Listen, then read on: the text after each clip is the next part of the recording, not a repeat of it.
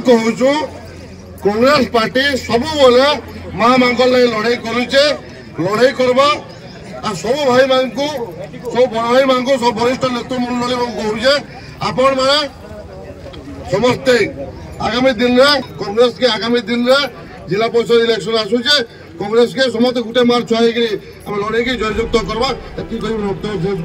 Odisha Congress PCC सभापति भक्तचरण दास को आह्वान क्रमे आज सुवर्णपुर जिला कांग्रेस सभापति तथा पूर्वतन सोनपुर विधायक विनोद पात्र नेतृत्व में शह शह कांग्रेस कर्मी सोनपुर जिलापाल कार्यालय को घेराव करथिले।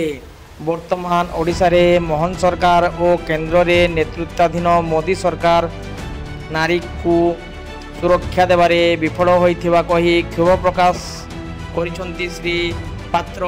प्रमुख दाबी मध्य चाषी मान कटनी छटनी बंद करने सह ठीक समय उपार्जित टंका पैठ दाबी रखिछंती। द्वितीय दाबी सोनपुर महाविद्यालय और विजु पट्टनायक महिला महाविद्यालय को शीघ्र सरकारी मान्यता दि जाऊ। तृतीय दाबी विद्युत विभाग जुलुम बंद करा जाऊ। स्मार्ट मीटर को तुरंत प्रत्याहार करा जाऊ। चतुर्थ दाबी सोनपुर सूताकल शीघ्र पूर्ण कार्यक्षम करा जाऊ। पंचम दाबी सोनपुर बस स्टैंड शीघ्र काम आरंभ करा जाऊ। षष्ठ दाबी शीघ्र रिंग रोड काम संपूर्ण करा जाऊ। सप्तम दाबी सोनपुर जिला बेकारी समस्या दूरीकरण दिगरे मोहन सरकार चिंता करंतु। एही 7 कोटी दाबी को सोनपुर जिलापाल अन्या दास को जरिया ओडिशा राज्यपाल उद्देश्य देइछंती। एही घेराव समय जिला कांग्रेस सभापति विनोद पात्र वरिष्ठ कांग्रेस नेता सुधीर पंडा निमाई चरण पाणिग्राही प्रमोद गुरु प्रियव्रत साहू राजेश मिश्र राजेंद्र झांकर कन्नराज प्रधान माधव कुंभार पूर्वतन विधायक चित्तरंजन मिश्र तरभा ब्लॉक सभापति कार्तिक नाग उलुंडा ब्लॉक कांग्रेस कान्हू हाथी बीरमहाराजपुर बसंत महाकोड़ लव साहू बिनका ब्लॉक सभापति रवींद्र होता संग्राम केशरी नायक महिला नेत्री भवानी दीप निकिता होता प्रमुख उपस्थित थिले। एही कार्यक्रम रे पर्यवेक्षक गणेश साहू मध्य उपस्थित थिले।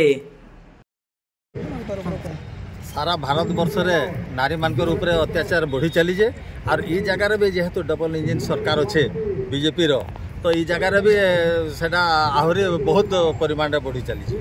देखो मात्र 8 मास रे जेनटा कि रेकर्ड संख्यक नारी मानकर प्रति अत्याचार रेप मर्डर एवं व्यभिचार चली।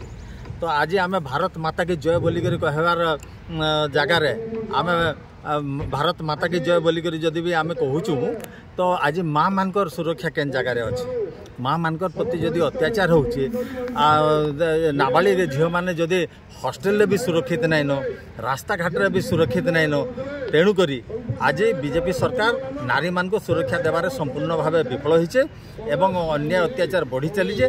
तेणुक आज आम दाबी करुचु जे मोहन माझी सरकार ओडिशा रे एवं केंद्र नरेंद्र मोदी सरकार नारी मान को सुरक्षा एवं तांको सम्मान देवार शिखुन नचेत आगामी दिन में कांग्रेस दल नारी मान को सुरक्षा लगे राजरास्ता रे लड़ाई करवा एवं नारी मान को सुरक्षा देवा लगे सब प्रकार चेष्टा करवा। ना विनोद पात्र पूर्वतन विधायक एवं जिला कांग्रेस कमिटी सभापति।